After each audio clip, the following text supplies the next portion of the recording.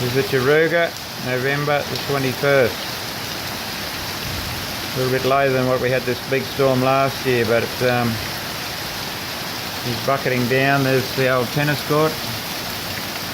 The gutter's overflowing here. Not good for underneath the house, but it's too bad. It's that heavy, this rain.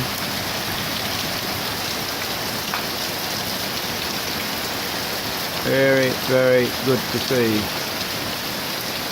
We're about to truck sheep out today, starting to lighten off, but they won't be going anywhere and they won't need to go anywhere. So that's very good stuff.